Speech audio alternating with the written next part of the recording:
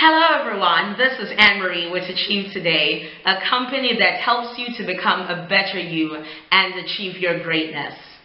As a child growing up, I had a grandma that had a cure for everything, from a common cold to nausea.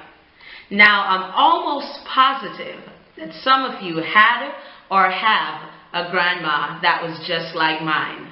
And today you're passing on these very same remedies to the next generation. Remedies from a bowl of chicken soup to a nice warm hug.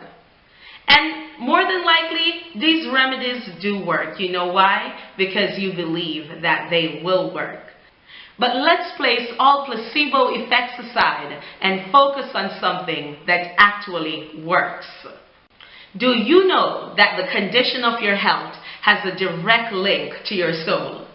As a matter of fact, I'm going to be bold today and say this, that most illnesses are only effects of a greater cause. Most physical symptoms are caused by your soul. I said it. Most illnesses are caused by your soul. I have a client that I coach on a regular basis, and every time I remind him that his body was made to heal itself. Today I want to tell you the same thing. Your body was made to heal itself. And I'm going to teach you just how you can do that. In fact, I'm going to teach you how to become a healthier you from within. I know that this may be the very first time that you're hearing something like this. Therefore, in order not to get you confused, I'm going to define the meaning of the soul. That way, you can know exactly what it is and how to become more healthier from within. Now, according to the Oxford Dictionary, our soul is that immaterial part of us that consists of the mind, the will, and the emotion. What I'm now going to do is to define the mind, define the will, and define the emotion. Now, the mind is the element of a person that allows them to be aware of the world and their experiences, to think and to feel. The mind is basically the consciousness of thoughts. Your will is what you want, and it is usually a very strong intention or desire.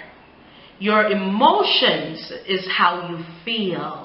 Our emotions often derives from our circumstances, our moods. It can also be defined as an instinctive or intuitive feelings as distinguished from reasoning or knowledge. The thing is this, we are more than a body. And if we keep on focusing on things that aren't serving our bodies, then really and truly what we're doing is weakening our immune system. You can stress yourself out based on the things that you're thinking about. I learned this the hard way because for years I was very negative. All I focused on was sickness and disease. Sickness and disease. And the more I focused on sickness and disease, the more it actually manifested in my physical body. You really can become more healthier from within. And the first step towards doing this is to change your thought process. Researchers have shown that most diseases today have a direct link to stress. A lot of us say that we want a healthier life, but at the same time, we're not willing to change the things that we're thinking about. We have to go to the root of the problem. If stress is the cause of most diseases today, then why are we holding on to stress? We need to let stress go, and we need to be in a state where we're relaxed. Now, I'm not saying that you won't be concerned about your mortgage and you won't be concerned about your student loan. What I'm saying is this, you have to learn to let certain things go. And letting go means resting in the process. When you're resting, you're not getting worked up about it. You're not getting angry about it. Resting don't mean that you don't work. It's important to work. As I said before, You can be going through a very difficult time in your life. Let's say you are in deep financial crisis. If you're worrying about your financial problems, that won't change your financial problems. If you're worrying about your financial problems, all the time you're in a state of anxiety. You are damaging your body.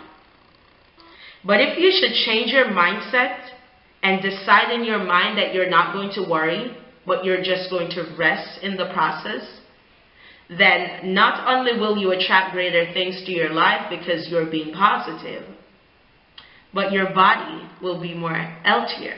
You are basically making a decision to become more healthier from down on the inside instead of trying to change the world.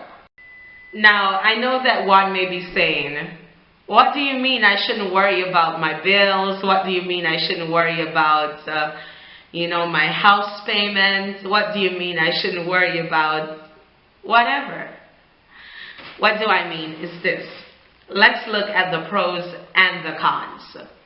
When you worry, when you're stressed out, what are the effects? For one, less sleep. Why would you want to choose anxiety over peace and contentment? The best thing you can do for your body is to be in a state of contentment, to be in a state of relaxation. When you're relaxed, you're really serving your body. There's a direct link between the health of our minds and the health of our bodies. You know what? I'm very result oriented. So let's look at some of the positive results of having a good thought life. For one, better sleep, good relaxation, more joy, more happiness, better relationships. No one wants to be around somebody that's always down, that's always depressed. And I'm not saying that people don't have, times in their life when they're emotionally down and when they are emotionally up. But really and truly, the more positive you are, the better it is for you and the better it will be for others. I love having lots and lots and lots and lots of energy. Being anxious literally drains your energy. So today, I'm going to personally challenge you to become more healthier from within. And the first thing I'm going to challenge you with is to let go of stress, think positive thoughts. Now, sometime you may have to let go of certain things and certain people in order to have a better thought life. I would encourage you to do that. If you got to do that, do it. Because you want to have a healthy body and you want to live as long as you can live. Now, the second thing I want to share on is your will. Remember, I told you earlier on that your will is basically what you want. Now, how many times have we desired things that aren't good for us? How many times have we chosen sickness over health by the foods we eat, by the time we go to bed? Now, I want to encourage you today to start making better choices. I want to encourage you to start making healthier choices. Choices that will help you to have a more healthier body. And I know that deep down on the inside, this is a change that you want to make as well. So instead of going into a list of do's and don'ts, I'm going to share some simple steps with you. Some simple things that you can do on a daily basis to become a healthier you. Now, sleep is so important. It's important for us to get good sleep. I know you may have a busy schedule and you may have a hectic life, but really, sleep is very important. Sleep is good for your heart. A lot of people are walking around on empty. They're exhausted. By 4 o'clock in the evening, they're tired. They're fatigued. A lot of times, that is an indication that they're not getting enough rest. So you know what? Start getting enough rest. Start sleeping earlier. Another thing, walk for at least 30 minutes daily. Get at least 30 minutes worth of sunshine. Meditate, love your life, practice gratitude. Snack on things that are healthy. Avoid that little thing called MSG. These are some little things that we can do to improve the quality of our lives. You know what? A lot of people overlook this one, but it's very important. Develop some healthy connections. Researchers have shown that people who don't have any good friends, people who are very lonely, tend to, die earlier than those who are healthy and those who have good and meaningful connections. The third thing I want to talk about is your emotions. The truth of the matter is, your emotions are here to stay. They're never, ever, ever going to go away. But there's a difference. We can learn how to manage our emotions. Managing our emotions can mean the difference between sickness and health. And I know that today you want to choose health.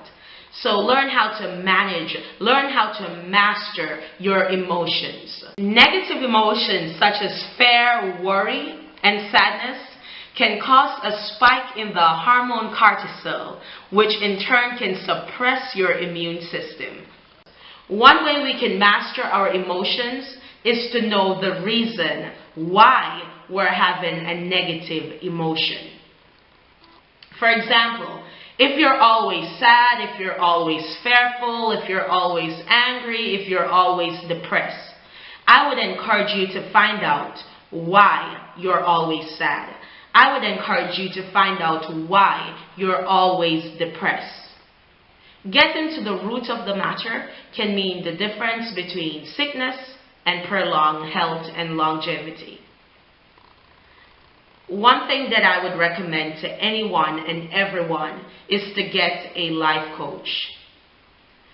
I know that some people will say, surely if you're having a negative emotion, you can talk to your friends about it and you can talk to your family about it.